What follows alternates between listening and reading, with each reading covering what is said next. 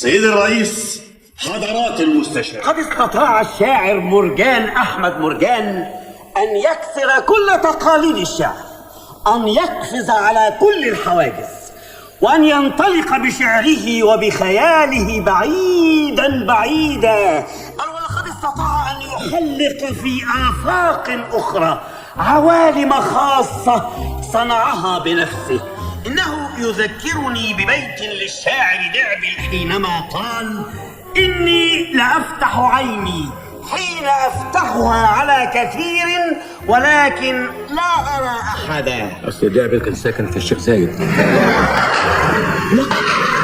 خبي اسمه الحقيقي وينتحل اسم تاني غير اسمه. كلنا يفعل ذلك يا سيادة القاضي. فالراقصة جيهان جلال اسمها الحقيقي نحمده بسطاوي. يا جيهان جلال دي اسمها نحمده بسطاوي؟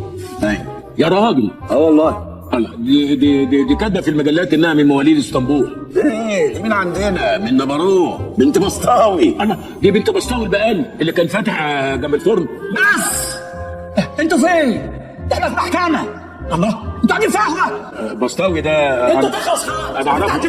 ما انا اصلا اعرف بسطاوي يا فندم، انا اللي عملت له البواسير وكانت البنت دي كانت صغيره بتلعب قدامه. شوف الزمن دلوقتي. الله العظيم ده حاجه.